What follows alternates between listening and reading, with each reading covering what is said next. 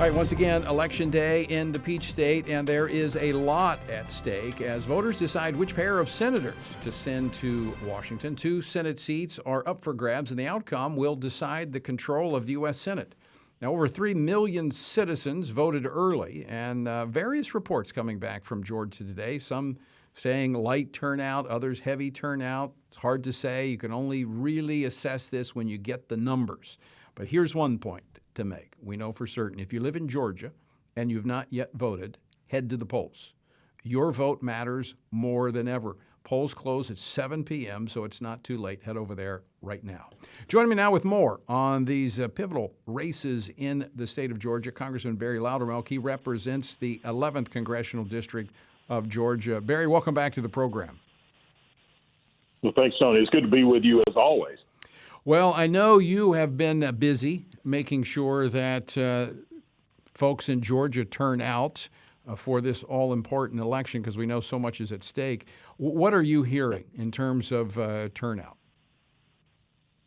Well, I'm hearing I'm more busy in the first few days of this Congress than I've ever been in any other Congress with what's going to happen on the floor tomorrow. So I haven't been getting as many updates as I normally would. Just because our day's been hectic, but just trying to get caught up since I've been back in the office for the last few minutes. You know, it's kind of hit or miss. And there's some counties that we're hearing is low turnout, and then other parts of the same county is very high turnout.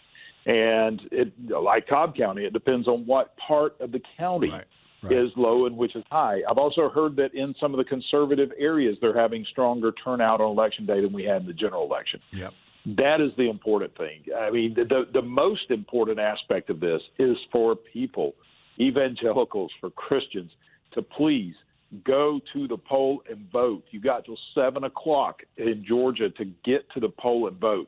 I can't emphasize how critical this election is right now. Right now, this election is more critical than the general election was on November the 3rd.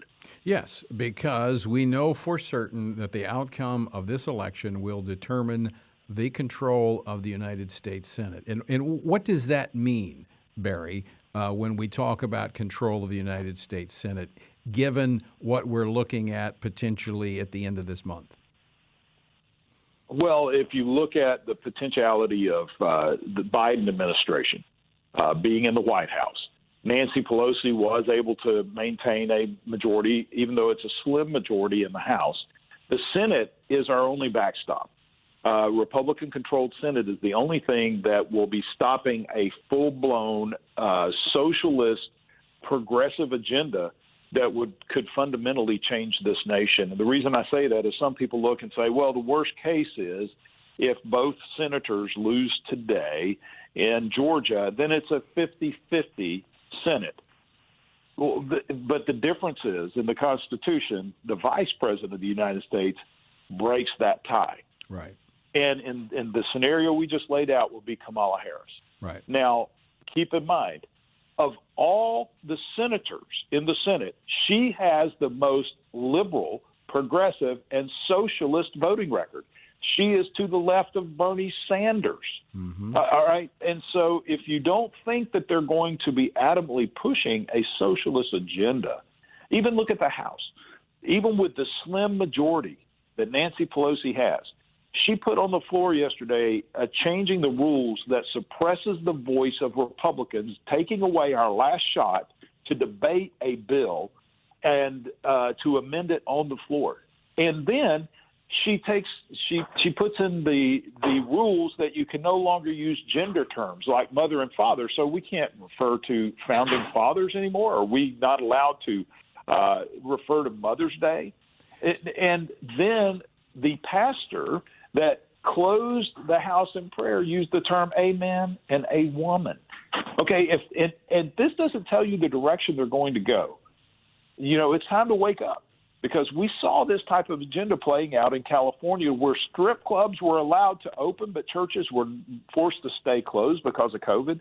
Folks, this is what's going to be nationwide. That's why it is so important that we get out and vote and maintain, even if it's just these 2 seats, the Senate in itself can stop the madness in the next 2 years. Yeah. I mean, There are some things that will be very, very close even with these 2 seats, because that doesn't give us very much of a margin, and Mitch McConnell will have to keep all of the Republicans together to make that happen, which is no small feat. But as you point out, with a 50-50 Senate, Kamala Harris will be casting the deciding vote, as Vice President Pence did on a number of occasions over the last 4 years. I guess the only silver lining to that, and it's not very silver, is the fact that it would keep Harris probably busy, because I'm sure that Nancy Pelosi will be pushing every radical idea that she can over into the Senate. Now, I think the one, I guess, well, I'm not sure how much control Mitch McConnell will end up having if you end up with a 50-50 Senate. So I quite frankly don't want to find out. So if you live in Georgia and you haven't voted, you need to head to the polls and vote. I was talking with Ralph Reed earlier, Congressman Loudermilk. We're working with him in concert with the voter turnout efforts there in Georgia, knocking on doors, making phone calls.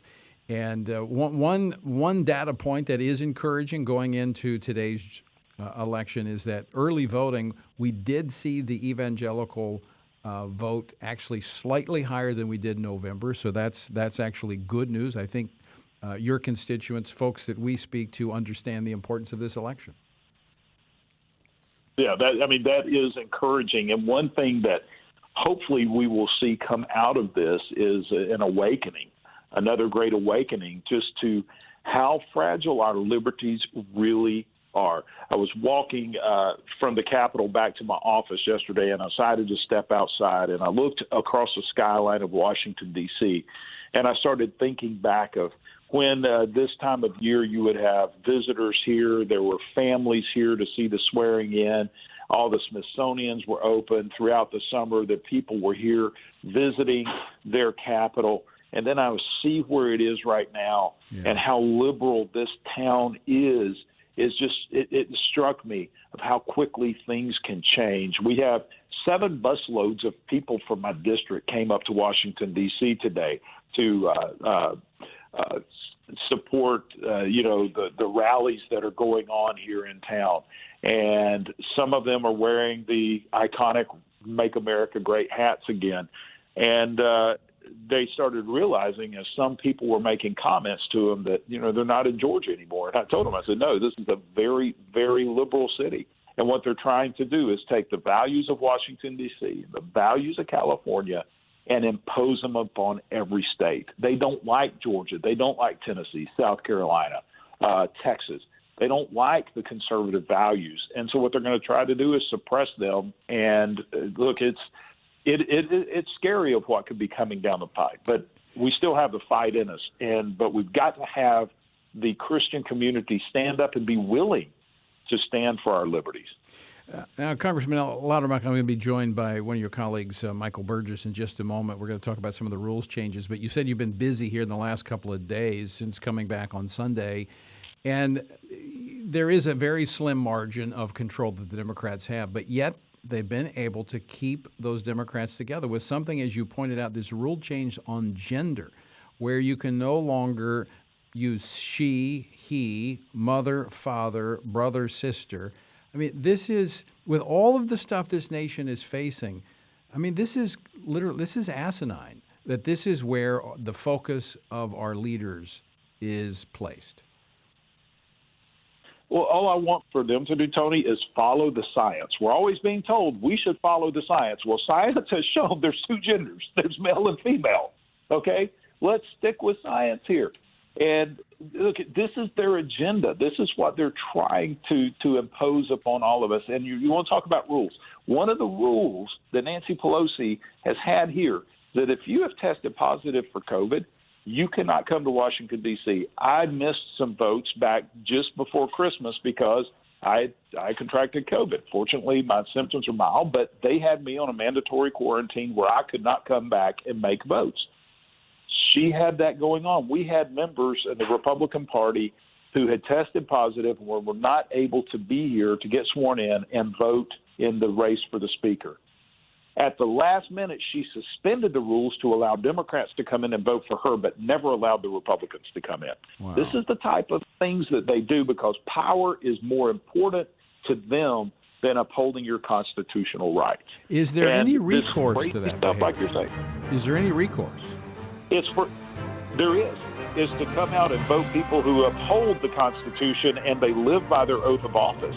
I mean, look, this is America. You're going to get what you vote for. And James Garfield said that if Congress is reckless, ignorant, and corrupt, it's because the people accept recklessness, ignorance, and corruption.